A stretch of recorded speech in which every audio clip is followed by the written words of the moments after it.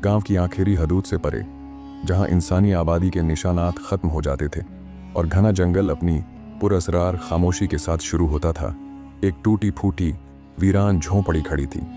उस झोंपड़ी में रहमान नामी एक गरीब लकड़हारा अपनी 3 छोटी बेटियों के साथ रहता था। उसकी बीवी कुछ साल पहले एक बीमारी में चल बसी थी और अब वो उन बच्चियों का बाप भी था और माँ भी। रहमान एक नेक और मेहनती आदमी था, लेकिन किस्मत ने उसे कभी अमीर होने का मौका नहीं दिया था। उसके पास इतने पैसे कभी जमा ना हो सके कि वो गांव के अंदर एक छोटा सा घर ही बना लेता। इसलिए जंगल के किनारे बनी ये झोंपड़ी, जो शायद कभी किसी खाना बदोश खानदान का मस्कन रही हो, अब उसका और उसकी बेटियों का घर थी। उसकी सबसे बड़ी बेटी ज़ैनब थी, जो 10 साल की थी और अपनी उम्र से कहीं ज़्यादा समझदार थी। वो घर के कामों में अपने बाप का हाथ बटाती और अपनी छोटी बहनों का ख्याल रखती। बीच वाली बेटी आयशा थी, 7 साल की एक ख्वाब देखने वाली बच्ची, जिसकी आंखों में हमेशा एक चमक रहती थी और वो अक्सर जंगल के परिंदों और तितलियों से बातें करती। सबसे छोटी फातिमा थी, सिर्फ 5 साल की, जो अपने बाप की जान थी। उसकी मासूम हंसी रहमान की दिन भर की थकन दूर कर देती थी। रहमान का रोज़ का मामूल एक ही था। वो सुबह सवेरे उठता, अपनी बेटियों के लिए जो कुछ भी सूखी रोटी होती उसका नाश्ता बनाता और फिर अपनी पुरानी कुल्हाड़ी कंधे पर रखे जंगल की तरफ निकल जाता। लेकिन वो कुल्हाड़ी सिर्फ दिखावे की थी। उसने कभी किसी हरे भरे दरख्त पर वार नहीं किया था। वो जानता था कि ये जंगल ही उसकी रोजी का जरिया है। अगर दरख्त खत्म हो गए तो उसे सूखी लकड़ियां भी मिलना बंद हो जाएंगी। वो सारा दिन जंगल में घूमता, जमीन पर गिरी हुई सूखी टहनियों और शाखों को इकट्ठा करता। शाम को वो लकड़ियों का गट्ठा सर पर उठाए गांव के बाजार जाता और उसे बेचकर जो थोड़े बहुत पैसे मिलते उनसे आटा, दाल और कभी कभार कोई सब्जी खरीद लाता। ये कमाई इतनी ही होती थी कि उस दिन का खाना बमुश्किल पूरा हो सके। एक रात जब वो अपनी तीनों बेटियों के साथ जमीन पर बैठा खाना खा रहा था, उसने उनके मासूम चेहरों की तरफ देखा। ज़ैनब अपनी रोटी का एक टुकड़ा फातिमा को दे रही थी और आयशा अपनी ख्याली दुनिया में गुम थी। रहमान के दिल में एक टीस सी उठी। उसने सोचा, मैं हर रोज़ सख्त मेहनत करता हूँ, लेकिन सिर्फ इतना ही कमा पाता हूँ कि हम एक वक्त की रोटी खा सकें। अगर कल को मैं बीमार हो गया या किसी हादसे का शिकार हो गया तो मेरी इन फूल जैसी बच्चियों का क्या होगा? उन्हें कौन खाना देगा? कौन उनके सर पर हाथ रखेगा? ये सोच उसके दिल में कांटे की तरह चुभ गई। उसने फैसला किया कि उसे अपनी मेहनत बढ़ानी होगी। कल से मैं और ज़्यादा लकड़ियाँ इकट्ठा करूँगा, उसने खुद से अहद किया, ताकि कुछ पैसे बचा सकूँ। मुश्किल वक्त के लिए कुछ तो तैयारी होनी चाहिए। अगले दिन वो मामूल से ज़्यादा हिम्मत और इरादे के साथ जंगल में गया। वो एक जगह से दूसरी जगह घूमता रहा, झाड़ियों में हाथ मारता और दरख्तों के नीचे झुक झुक कर देखता रहा। लेकिन शाम तक उसे एहसास हुआ कि उसके गट्ठे का वजन उतना ही है जितना रोज़ होता था।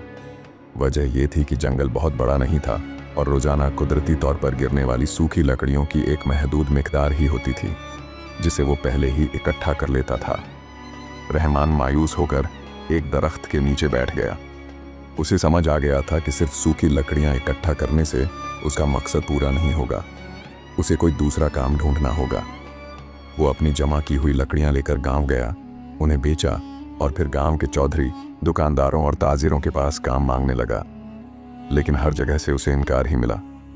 किसी ने कहा, तुम्हारे पास लकड़ियाँ काटने के अलावा क्या हुनर है? तो किसी ने कहा, हमारे पास पहले ही काफ़ी मजदूर हैं। वो थका हारा, उदास दिल के साथ घर वापस आया और अपनी किस्मत को कोसता रहा। रात को जब वो अपनी बेटियों को खाना खिलाकर सुला चुका तो चिराग बुझाने से पहले उसकी नज़र दीवार पर टंगी अपनी तेज धार वाली कुल्हाड़ी पर पड़ी। ये कुल्हाड़ी उसके बाप की निशानी थी और उसने इसे सिर्फ घर की जीनत के लिए लटकाया हुआ था। वो हमेशा हरे दरख्तों को काटने से डरता था, एक तो इसलिए कि वो जंगल की जिंदगी का एहतराम करता था और दूसरा उस खौफ की वजह से जो गांव में सदियों से फैला हुआ था। पुराने वक़्तों से ये अफवाहें गर्दिश कर रही थीं कि ये जंगल एक ताकतवर जिन अफरीत के ज़ेरे हिफाजत है। वो जिन जंगल को अपना घर समझता था और दरख्तों को अपने बच्चों की तरह प्यार करता था। जो कोई भी दरख्त काटने या जंगल को नुकसान पहुंचाने की जुर्रत करता, वो जिन उसे बेदर्दी से हलाक कर देता था। इसी खौफ की वजह से गांव वाले जंगल के उस हिस्से से दूर रहते थे और सिवाय उस गरीब लकड़हारे के कोई भी वहां करीब नहीं फटकता था। रहमान ने काफ़ी देर तक सोचा। उसके दिलो दिमाग में एक कशमकश जारी थी। एक तरफ उसकी बेटियों का भूखा मुस्तकबिल था और दूसरी तरफ जिन का खौफ और जंगल की तबाही का एहसास। आखिरकार अपनी बेटियों की मोहब्बत खौफ पर गालिब आ गई। उसने कांपते हाथों से कुल्हाड़ी उठाई और फैसला किया कि सुबह वो दरख्त काटेगा। यही उसके पास वाहिद रास्ता बचा था जो उसकी ख्वाहिश पूरी कर सकता था। सुबह हुई तो रहमान भारी दिल और मजबूत इरादे के साथ अपनी कुल्हाड़ी लेकर जंगल की तरफ चल पड़ा। उसने एक मोटा सेहतमंद दरख्त मुंतखब किया और जैसे ही कुल्हाड़ी उठाकर पहला वार करने की कोशिश की, अचानक उसकी नज़र अपने पास पड़े लकड़ियों के एक साफ सुथरे गट्ठे पर पड़ी। ये लकड़ियां बिल्कुल सूखी और बेहतरीन थीं। पहले तो उसने सोचा कि शायद ये किसी दूसरे लकड़हारे की छोड़ी हुई हों, लेकिन जब उसने इधर उधर देखा तो वहां दूर दूर तक कोई मौजूद नहीं था। फिर उसने गौर से लकड़ियों के गट्ठे को देखा तो उस पर एक छोटा सा कागज का टुकड़ा बंधा हुआ था जिस पर कोयले से लिखा था, ये ले लो, ये तुम्हारे लिए है। रहमान हैरान रह गया। वो समझ नहीं पाया कि ऐसा क्यों हुआ, लेकिन चूंकि उसे पैसों की शदीद ज़रूरत थी, इसलिए उसने ज़्यादा सोचे बगैर लकड़ियों का गट्ठा उठाया, अपनी जमा की हुई लकड़ियों के साथ मिलाया और गांव जाकर अच्छे दामों में बेच दिया। उस दिन उसे मामूल से दुगनी कमाई हुई। वो खुशी खुशी घर वापस आया और अपनी बेटियों के लिए फल भी खरीद कर लाया। अगले दिन भी यही मामला हुआ। जब वो उसी जगह पहुंचा तो लकड़ियों का वैसा ही गट्ठा उसी जगह पर मौजूद था और फिर उसी दिन से ये मामूल बन गया। रहमान रोज़ाना जंगल जाता, लकड़ियों का गट्ठा उठाता और बगैर ये जाने कि ये कहाँ से आता है या क्यों उसे दिया जाता है, उसे फरोख्त कर देता। 1 साल गुजर गया। उस 1 साल में रहमान की हालत कुछ बेहतर हो गई। झोंपड़ी की टूटी हुई छत मरम्मत हो गई, बेटियों के तन पर बेहतर कपड़े आ गए और उन्हें 2 वक्त की रोटी मिलने लगी। उसने कुछ पैसे बचा भी लिए थे, लेकिन अब जब उसकी बेटियां बड़ी हो रही थीं, उनकी ज़रूरतें और अख्तराजात भी बढ़ गए थे। ज़ैनब को गांव के मकतब में दाखिल कराने का ख्याल उसके दिल में आता तो आयशा और फातिमा के लिए बेहतर खुराक की ख्वाहिश होती। अब रोज़ मिलने वाला लकड़ियों का गट्ठा काफ़ी नहीं होता था। एक दिन उसने फिर सोचा, ये गैबी मदद कब तक चलेगी, मुझे खुद कुछ करना होगा। उसने फैसला किया कि अब वो खुद दरख्त काटेगा ताकि अपनी आमदनी बढ़ा सके। जब उसने दोबारा दरख्त काटने के लिए कुल्हाड़ी उठाई तो अचानक एक गहरी और भारी आवाज़ सुनाई दी, ए लकड़हारे, दरख्त मत काटो। रहमान चौंक कर आवाज़ की तरफ मुड़ा, लेकिन उसे वहाँ कोई नज़र नहीं आया सिवाय एक काले सियाह परिंदे के जो उसके सर पर मंडला रहा था। उसने सोचा, शायद थकावट की वजह से मुझे वहम हुआ हो। उसने दिल को मजबूत किया और दोबारा कुल्हाड़ी उठाई, लेकिन इस बार अचानक उसके सामने धुआं और गर्द का एक बगोला उठा और देखते ही देखते एक खौफनाक शक्ल नमूदार हो गई। वो एक अफरीत जिन था जिसका कद देव की तरह बुलंद, आंखें अंगारों की तरह दहकती हुई और चेहरा गुस्से से भरा हुआ था। रहमान दहशत से कांपने लगा। उसके हाथ से कुल्हाड़ी छूटकर जमीन पर गिर गई और वो पीछे हटने लगा। तब अफरीत ने अपनी गरजदार आवाज में कहा, मैं तुम्हें इस काम से रोकने आया हूं। मैं तुम्हें जंगल में सूखी लकड़ियां चुनने वाले के तौर पर जानता हूं। मैं जानता हूं कि तुम 3 छोटी बेटियों के बाप हो और उनके वाहिद सहारा हो। मैं ये भी जानता हूं कि तुमने हमेशा सूखी और गिरी हुई लकड़ियां ही इकट्ठा की हैं और जंगल को कभी नुकसान नहीं पहुंचाया। अफरीत ने एक लम्हे के लिए तवक्कुफ किया। जब तुमने पहली बार दरख्त काटने का फैसला किया क्योंकि तुम्हें पैसों की सख्त ज़रूरत थी, तो मैंने तुम्हें रोकने के लिए रोज़ाना लकड़ियों का गट्ठा देना शुरू कर दिया ताकि तुम्हारी छोटी बेटियों की ज़रूरतें पूरी हो सकें और तुम दरख्त ना काटो। लेकिन जब तुमने फिर भी दरख्त काटने की ठान ली तो मजबूरन मुझे खुद तुम्हारे सामने आना पड़ा। मैं दरख्तों के कटने और मरने का मंजर बर्दाश्त नहीं कर सकता क्योंकि मैं इस जंगल का मुहाफिज हूँ। पहले मैंने तुम्हें डराने के लिए परिंदे की शक्ल इख्तियार की, लेकिन जब तुमने मेरी बात न समझी तो मुझे अपनी असली शक्ल में आना पड़ा। हालांकि मैं इंसानों के सामने आना पसंद नहीं करता। अफरीत ने रहमान की तरफ उंगली उठाते हुए कहा, अब मैं तुमसे सिर्फ ये चाहता हूँ कि जो लकड़ियों का गट्ठा मैं रोज़ तुम्हें देता हूँ उस पर कनात करो।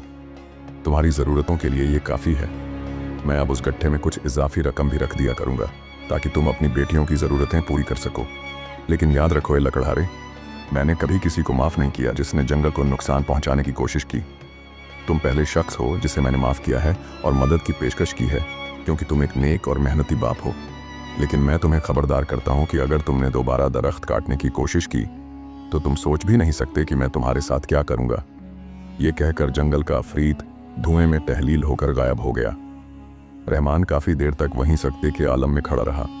फिर वो भागता हुआ घर वापस आया। लेकिन उसे यकीन नहीं आ रहा था कि वाकई ये सब हुआ है। इस वाक़ये के बाद रहमान अफरीद की ख्वाहिश को समझ गया और रोज़ाना मिलने वाले लकड़ी के गट्ठे और उसमें रखी हुई रकम पर ही गुजारा करने लगा। सब कुछ ठीक चल रहा था, यहाँ तक कि एक दिन उसकी सबसे छोटी और लाडली बेटी फातिमा बीमार पड़ गई। पहले तो उसे हल्का बुखार हुआ, लेकिन फिर आहिस्ता आहिस्ता उसके जिस्म ने हरकत करना छोड़ दिया। वो दिन ब दिन कमज़ोर होती गई और उसकी हंसी और शरारतें खामोशी में बदल गईं। रहमान उसे गांव के हकीम अनवर के पास ले गया। हकीम अनवर एक तजुर्बाकार और नेक दिल इंसान थे। उन्होंने मुआयना करने के बाद गहरी तशवीश से बताया, रहमान, तुम्हारी बेटी को एक नायाब बीमारी हो गई है जो धीरे धीरे उसके असाब को कमज़ोर करके उसकी हरकत की सलाहियत छीन लेगी। रहमान का दिल डूब गया। उसने पूछा, हकीम साहब, क्या इसका कोई इलाज नहीं है? हकीम ने जवाब दिया, इलाज तो मौजूद है, लेकिन वो बहुत महंगा है।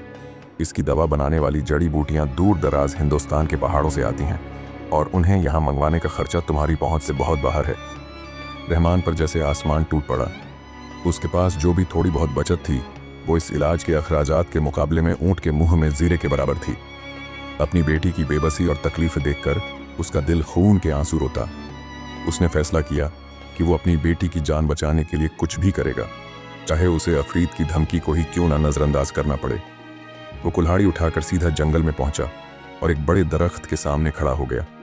जैसे ही उसने दरख्त काटने के लिए कुल्हाड़ी उठाई, उसे अफरीद की गरजदार आवाज और धमकी याद आ गई, अगर तुमने दोबारा दरख्त काटने की कोशिश की तो तुम सोच भी नहीं सकते कि मैं तुम्हारे साथ क्या करूंगा। उसका हाथ कांपने लगा। एक तरफ बेटी की जिंदगी थी, दूसरी तरफ अपनी मौत का खौफ। वो बेबस होकर उसी दरख्त के नीचे बैठ गया और फूट फूट कर रोने लगा। वो आसमान की तरफ देखकर अल्लाह से दुआ करने लगा, ए मेरे मालिक, मैं क्या करूं? मेरी मदद फरमा, मेरी बच्ची को शिफा अता फरमा। अचानक उसे महसूस हुआ कि जंगल में एक गैर मामूली खामोशी छा गई है। उसने आंसू पोंछ कर देखा तो दूर से जंगल का अफरीद नमूदार हुआ और उसे हाथ के इशारे से अपने पास बुलाया। रहमान पहले तो डर गया, लेकिन फिर उसने हिम्मत की और अफरीद के पास जाने का फैसला किया ताकि उसके जाहिर होने की वजह जान सके। जब वो उसके करीब पहुंचा तो उसने एक ऐसी चीज देखी जो पहले वहां मौजूद नहीं थी। वहां जमीन से साफ और मीठे पानी का एक चश्मा उबल रहा था जो एक छोटे से कुएं की शक्ल इख्तियार कर गया था। अफरीद ने नरमी से कहा, इन नेक दिल इंसान, मैंने तुम्हारी फरियाद सुन ली है। तुम्हारा रोना और तुम्हारी बेबसी मुझसे देखी ना गई। ये कुआं अल्लाह के फजल से तुम्हारी बेटी को शिफा दे सकता है। अगर तुम इसके पानी से उसे 7 बार नहलाओगे तो वो अल्लाह के हुक्म से ठीक हो जाएगी। ये कहकर अफरीद एक लफ्ज़ भी कहे बगैर गायब हो गया। रहमान की आंखों में उम्मीद की एक किरण चमकी। वो खुशी से भर गया और अपनी झोंपड़ी की तरफ दौड़ा। उसने अपनी बीमार बेटी को गोद में उठाया और उस अजीब कुएं की तरफ ले गया। उसने कुएं से डोल भरकर पानी निकाला और जैसा कि अफरीद ने बताया था, अपनी बेटी को 7 बार नहलाया। फिर उसने बेटी को उठाया और घर वापस चल पड़ा। जब वो अपनी झोंपड़ी के करीब पहुंचा तो उसे अंदर से हंसने और खेलने की आवाज़ें सुनाई दीं। उसने झांक कर देखा तो उसकी छोटी बेटी फातिमा, जो कल तक हरकत भी नहीं कर सकती थी और हमेशा उदास रहती थी, अपनी बहनों के साथ खेल रही थी। रहमान की खुशी की कोई हद न रही। उसकी आंखों से शुक्र के आंसू बहने लगे। ज़ैनब और आयशा भी अपनी बहन को सेहतियाब और मुस्कुराता देखकर बहुत खुश थीं। अगले दिन रहमान जंगल में वापस गया ताकि अफरीद का अपनी बेटी को शिफा देने पर शुक्रिया अदा करे, लेकिन वो उसे कहीं नहीं मिला। उसने हमेशा की तरह लकड़ियों का गट्ठा उठाया जिसमें अब पहले से ज़्यादा रकम रखी हुई थी और गांव की तरफ चल पड़ा। रास्ते में उसकी मुलाकात हकीम अनवर से हुई। हकीम ने उसकी बेटी के बारे में पूछा तो रहमान ने उसे अफरीद और जादुई कुएं के पानी की सारी कहानी सुना दी। हकीम को इब्तिदा में यकीन नहीं आया, लेकिन उसने सोचा कि शायद रहमान सच कह रहा हो और इस पानी से लोगों को फ़ायदा पहुंचे। हकीम ने रहमान को एक डोल दिया और उससे कहा, रहमान, क्या तुम इस जादुई कुएं का थोड़ा पानी मेरे लिए ला सकते हो? गांव में एक और गरीब बच्चा है जो इसी तरह की बीमारी में मुब्तला है और उसके वालिदैन के पास इलाज का खर्च नहीं है। रहमान फौरन राजी हो गया और उसकी दरख्वास्त पूरी की। जब हकीम ने बीमार बच्चे को कुएं के पानी से नहलाया तो वो बच्चा भी मुअज़्ज़ाती तौर पर फौरन ठीक हो गया और दौड़ता खेलता हुआ उठ खद्दा हुआ, जैसे उसे कभी कोई बीमारी थी ही नहीं। हकीम हैरान रह गया और अब उसे रहमान की बात पर पूरा यकीन आ गया। उसने रहमान को अच्छी तनख्वाह पर अपने पास काम करने की पेशकश की, बशर्ते कि वो रोज़ाना कुएं का पानी लेकर आए। लेकिन रहमान ने इब्तिदा में इनकार कर दिया। फिर जब हकीम ने इसरार किया तो वो राज़ी हो गया, लेकिन उसने एक शर्त रखी। हकीम साहब, उसने कहा, मैं पानी लाने की उजरत नहीं लूँगा। मैं जानता हूँ कि गरीबों के लिए इलाज का खर्चा उठाना कितना मुश्किल होता है। मैं खुद इस मुश्किल से गुजरा हूँ। आप बस ये वादा करें कि ज़रूरतमंद मरीजों से इलाज के बदले मुनासिब फीस लेंगे और गरीबों का मुफ्त इलाज करेंगे। मैं चाहता हूँ कि जैसे अफरीत ने मेरी मदद की, मैं भी दूसरों के काम आऊँ। हकीम अनवर उसकी नेकी से बहुत मुतासिर हुए और उन्होंने शर्त मान ली। रहमान हर रोज़ गांव जाते वक्त हकीम के लिए कुएं का पानी ले जाने लगा, लेकिन पानी का डोल और लकड़ियों का गट्ठा एक साथ उठाना मुश्किल था। इसलिए उसे कुछ लकड़ियाँ कम लेनी पद्धति, जिसकी वजह से उसकी आमदनी में कमी हो जाती। वो अपनी बचत से इस कमी को पूरा करता रहा। ये सिलसिला चलता रहा, यहाँ तक कि एक दिन रहमान की सारी बचत खत्म हो गई। अब वो समझ नहीं पा रहा था कि क्या करे। क्या वो हकीम को पानी देना बंद कर दे या फिर अपनी बेटियों की रोज़ी को खतरे में डालकर पानी लाता रहे। उसने सोच विचार के बाद फैसला किया कि वो हकीम से कहेगा कि वो किसी काबिल एतबार लड़के को कुएं का रास्ता बता दे जो पानी लेकर आ सके। हकीम ने कलू नामी एक नौजवान लड़के को इस काम पर लगा दिया। जब लड़के ने कुएं के पानी के मुअज़्ज़ाती असरात देखे तो उसके दिल में लालच आ गया। वो चालाकी से 2 डोल पानी लाने लगा, एक हकीम के लिए और दूसरा खुफिया तौर पर गांव के अमीर मरीजों को महंगे दामों बेचने लगा। लेकिन ये चालबाजी ज़्यादा दिन न चल सकी। एक दिन लड़का ये देखकर हैरान रह गया कि कुआं गायब हो चुका था, जैसे कभी था ही नहीं। ज़मीन बिल्कुल हमवार थी। वो दौड़ता हुआ हकीम के पास पहुंचा और सारा माजरा सुनाया। हकीम ने फौरन रहमान को बुलवाया। जब वो आया तो हकीम ने कुएं के गायब होने की वजह पूछी। रहमान ने कहा कि वो खुद नहीं जानता, लेकिन वो जंगल जाकर अफरीद से पूछने को तैयार है। वो जंगल गया और अफरीद का इंतज़ार किया, मगर वो ना आया। अगले दिन फिर कोशिश की, फिर भी कोई नतीजा नहीं निकला। 1 हफ्ते तक मुसलसल कोशिश करने के बाद भी अफरीद नहीं मिला। रहमान मायूस होकर हकीम के पास लौटा। उस वक्त हकीम के घर के बाहर दूर दराज से आए हुए मरीजों का हुजूम था, जो इस मुअज़्ज़ाती पानी की शिफायाबी की खबर सुनकर उम्मीद लेकर आए थे। उनकी बेबसी और उम्मीद भरी नज़रें देखकर रहमान का दिल भर आया। उसने एक आखिरी बार जंगल जाकर बुलंद आवाज़ से पुकारा, ए जंगल के मुहाफिज, ए अफरीद, अगर तुम मेरी आवाज़ सुन रहे हो तो खुदा के नाम पर मुझे जवाब दो। अगर तुम मुझसे मिलना नहीं चाहते तो इन मासूम बच्चों, बूढ़ों और मजबूर मरीजों के लिए ज़ाहिर हो जाओ। ये सब अल्लाह पर भरोसा करके हमारी तरफ उम्मीद लगाए बैठे हैं। मुझे ऐसा लग रहा है जैसे मैंने इन्हें धोखा दिया है। बराए करम मेरी मदद करो। रहमान की पुकार खत्म होते ही अफरीद यकायक नमूदार हुआ और बोला, ए नेक लकड़हारे, मैंने कुएं को गायब करने का फैसला तब किया जब तुम्हारे मुकर्रर किए लड़के ने इस मुकद्दस पानी को माल बना लिया और गरीबों का इस्तेहसाल करके दौलत कमाने लगा।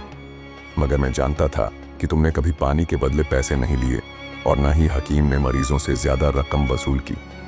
यही वजह थी कि मैंने कुआं तुम्हारे लिए खुला रखा, लेकिन जब इसे तिजारत बना दिया गया तो मजबूरन मुझे इसे गायब करना पड़ा। रहमान ने शर्मिंदगी से सर झुकाकर एतराफ़ किया, अब मैं समझ गया कि तुमने कुआं क्यों छुपा लिया। मेरी गलती थी कि मैंने ये जिम्मेदारी किसी गैर जिम्मेदार शख्स के हवाले कर दी। बराए करम हमें एक और मौका दे दो। अफरीद ने एक लम्हे के लिए तवक्कुफ किया, फिर अपनी गरजदार आवाज़ में कहा, तुम्हारी नेकी और साफ नीयत की वजह से मैं कुआं वापस करता हूँ, लेकिन अब सिर्फ तुम ही इससे पानी निकाल सकोगे। अगर कोई और कोशिश करेगा तो उसे कुआं खुश्क मिलेगा। रहमान ने परेशानी से कहा, लेकिन अगर मैं सिर्फ पानी लाने में मसरूफ़ हो गया तो लकड़ियाँ कौन बेचेगा? मेरी बेटियों का गुजारा कैसे होगा? अफरीद मुस्कुराया और उसकी खौफनाक मुस्कुराहट में भी एक नरमी थी।